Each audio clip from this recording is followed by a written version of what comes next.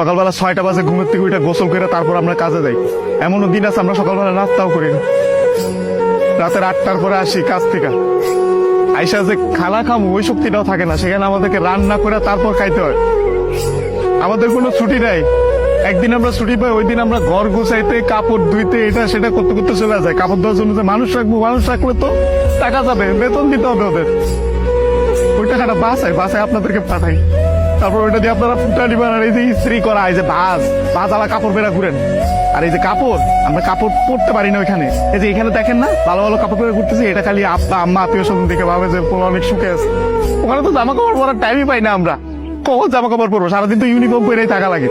রাতের বেলা বেলা খাওয়ার পরে এই যে 5টা মিনিট মা বোন বাপের সাথে কথা বলি, ওইটাই আমাদের জীবনে সারাদিনের সুখ। সারাদিন কষ্ট করে ওই যে 5টা মিনিট মায়ের সাথে কথা বলবো, এটার জন্য 16 ঘন্টা 18 ঘন্টা করে আমাদের চাকরি করা হয়। বুঝবেন না আমাদের কষ্ট। আমরা হচ্ছে পৃথিবীর সবচেয়ে বড় মৃত্যু, কারণ আমরা উঠতে উঠতে মিথ্যা কথা বলি। মা যখন জিজ্ঞেস করে বাবা খাইছাস না, বলি খাইছি। কি বলবো, মারা তো বলতে পারবো না। মা যখন জিজ্ঞেস করে কেমন আছিস বাবা, বলি ভালো আছি। অসুখ হইলে ডাক্তার দেখাই না, ডাক্তাররা অনেক টাকা দেওয়া লাগবে। মা জিজ্ঞেস করে বাবা ডাক্তার দেখাইছিস, ওষুধ খাইছিস, বলি যে খাইছি।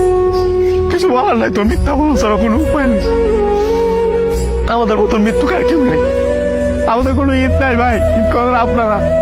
আমরা সেবাই পোলাও করবা খাইতে পারি না। সকালবেলা উইটার নামাজ পড়তে গিয়ে আইসা বন্ধুরা একজন আরেকজনের জড়ায় ধরে কান দিই। আর মা বাপ নাই, কি ঈদ করবো? ঈদ তো করেন আপনারা।